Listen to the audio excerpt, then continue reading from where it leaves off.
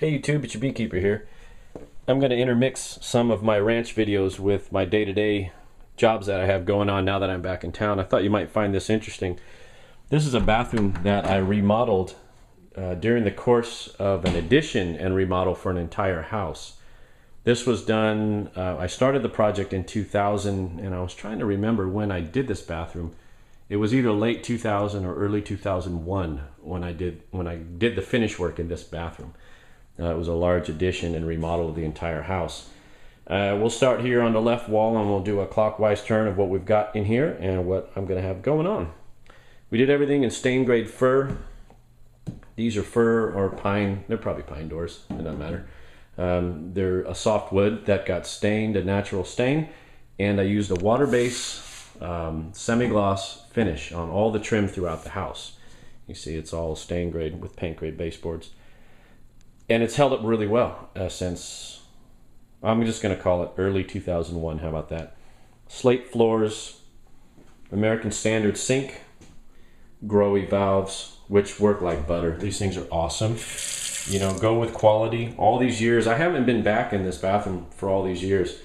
And I was called in here to kind of spice things up a little bit. It's a little plain now for the homeowner, now that the shock of all the remodeling's over. I know it took almost 11 years, but you know how it gets. That's a Toto toilet, Japanese toilet, Toto, good toilet. That's a 60, this whole bathroom is 5 feet wide, it's 8 6 inches long. That's a 60 by 32 inch shower pan, growy shower valve. That's a Moen shower head. The growy head's not on there anymore, I'm not sure why. Clear glass doors. The medicine cabinet we put in is just a cheapo. We couldn't find, or she couldn't find what she wanted. These are cheap. These are kind of throwdown, but it's held up really well over the years. There was a hand towel there and a shelf for junk and a light. Nothing fancy on the light. There's no exterior window here. This bathroom ended up being in the center of the floor plan, so I had to put a good ventilation fan. That's a Broen, B-R-O-A-N, Broen, I guess Broen, I don't know. Ceiling fan works really well. It's in pretty good shape, nice and quiet. Yeah, it's quiet as fans get, but it does well enough to where there's not a stitch of mold in this place. At least not visible mold. Put one of these tube lights in, which are pretty sweet. That has worked out really well. There's a couple bugs in there. Every now and then, I guess you gotta pop that down and clean the bugs somehow, get in there. Growy valve, shower valve, I think I did that. Nothing fancy on here. I did the base in slate, 4-inch. I sliced it. And then there's the back side of the door. These are Schlage solid brass lever doorknobs that are kind of nice. They feel real good. The finish is held up really well considering it's in a shower enclosure. And that's a testament to the Schlage solid brass. 11 years old or so, and it's in pretty good shape. So here's the work I have planned for here. I'm going to pull the sink. I think I'm going to leave the toilet in place. I think there's enough room. There's about 2.5 inches or so for me to work. I'm going to do a wainscoting of beadboard with a chair rail across the top. I think I'm going to bring it so it just comes underneath here. I want to bring it up between 40 and 42 inches. Honestly, I haven't measured. I'm not pulling the baseboard. I'm going to set the beadboard right on top of the slate. And then we're going to run a beadboard, which is the same cut as this, the standard 3-rib, but it's going to be paint grade, not stain grade. And I have a feeling it's going to measure out just fine underneath the switches, and then the plugs will be within the beadboard. I'll show you what I have for the beadboard. It's a plywood bead, so we're going to run it across there, terminate into that tile. We're going to pick it up again here to the right of the shower enclosure, bring it back in here with this slight return. This is about 1.25 inches or something, but I'm still going to fit that return because I'm a detail guy. I've decided for several reasons to not do the plank beadboard. Primarily it's a cost issue. What I will use is the plywood as opposed to the medium density fiberboard or that press board, because I don't believe the press board, regardless of how much paint you put on it, is going to withhold the moisture content of a bathroom. So I'm going to do plywood primed on both sides, top and bottom edges, glued and pinned to the wall. And the plywood has a nice depth of detail too. I don't think the MDF, me personally, I don't feel the MDF has a nice enough groove, a depth of groove that gives you a real good character and definition to your beadboard, and the plywood does. And then before I start working here, oh yeah, the shower, here's another thing I'm gonna do as well. I'm gonna dig out, wait, let me start from the beginning. I did all the walls in green board. At the time, the green board, which is moisture resistant sheetrock, is what's required by code and acceptable building standards to put into a shower. You can put standard sheetrock on the ceiling, but the walls require green board. Now, code in California requires you put the purple board, which is moisture and mold resistant. This stuff's green, is just called moisture resistant, but all they do is add a little more fiberglass into the gypsum and everything's good. How did I attach this to the wall? I've had several people ask me if it's okay to put tile on top of sheetrock. And well, here's a perfect example. This is late 2000, early 2001. And I stuck it directly onto the sheetrock, directly on the green board. Now, what did I use and how did I prep the walls? The green board was applied. I put a coat of mud, not likely 2 coats, likely only 1 coat, over the seams and the corners. And then I primed it all. You put a good solid primer on there because that gives the glue a nice base. It makes sure there's no dust embedded in the paper and it helps bind the paper. So run your green board, mud your seams, fire tape your seams, put a coat of primer on there. The glue that I used was a custom building product, as who makes it. It's called Omni Grip. I use that even to this day.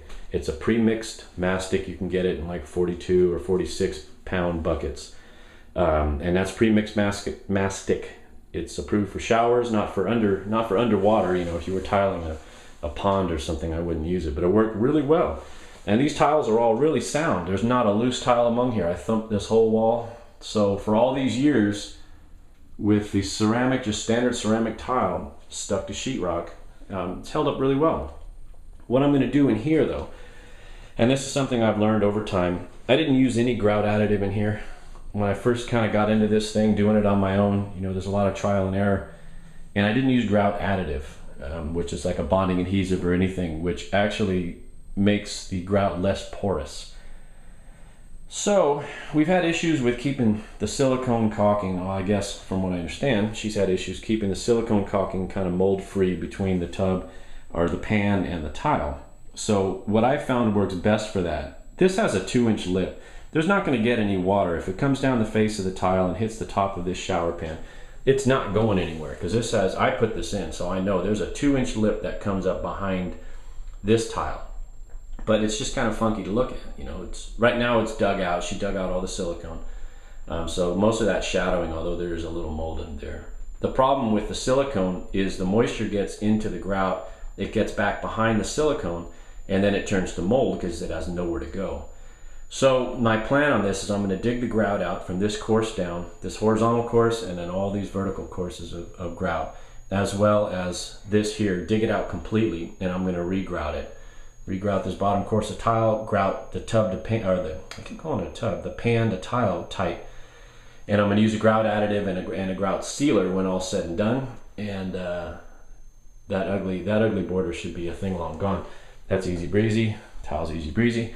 And then we're going to change the color on the top, the walls, not the lid, but just the walls. I think we're going to stick with kind of a honey mustard color that's going to kind of complement the golds in the floor and pick up the wood tone here. We're going to keep the wainscot from the chair rail down white.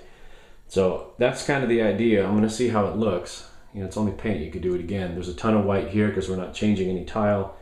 This is going to be white from 42 inches down to that 4-inch slate. That's enough talking. I've got just basically a day and a quarter to get all this done, which, pending any major difficulties, which I don't sense any difficulties because I'm always the optimist, we'll see how this goes. Hang tight and let's get this place prepped out.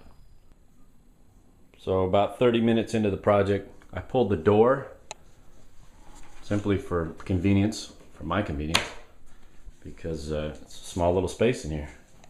Sink is out, tank lid is out, plate covers are out, cabinet is out, shelf, and hand towel device. It's undecided if we're keeping that fixture or changing it. Like I got a squirrel in my pants. If she's keeping the fixture, homeowner. I pulled the cover, the diffuser cover, I am going to put a coat of paint on the ceiling just for shits and giggles because I'm here. Oh, that's bright. That's pretty cool though. Ooh. Yeah, those are pretty neat tubes. You could see the light dome is right there. I had to run a tube extension on this. And it still puts out really good light all these years. And it's stayed pretty well. It's pretty cool, pretty cool. That fixture's in pretty decent condition.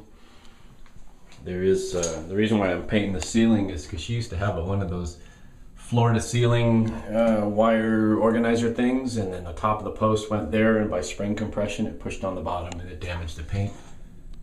So I'll patch that little corner and paint the ceiling. Not too heavy. So I'm going to come in and dig the grout out. Here's a tip. Cover the drain.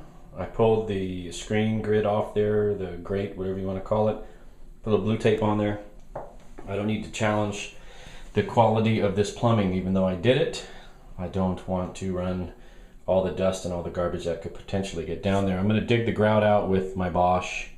It's a, what is it, a 50px, right? It's a, hold on a second, let me see. PS50, excuse me. 50px is one of those exercise things. PS50 Bosch, you remember this one, I did a repair on it. I'm going to use one of those abrasive blades on it, which are designed for grout. This is made by Bosch. This is not an aftermarket. These work pretty well. This one's used, of course, as by looking at it. You get quite a bit of life out of them as long as you don't try to get into the tile. If you just stick with the grout, you're okay. But if you start getting into that porcelain, it really knocks this stuff off, whatever this abrasive material is. And it works all right. I mean, this is a decent machine. It's okay. I only have 2 lights on this battery. It works well. You know, if I had to do it over again, I'd go with the orange model, not to promote any particular model, but this is a little light duty for my use, but it'll work. Let's get her done.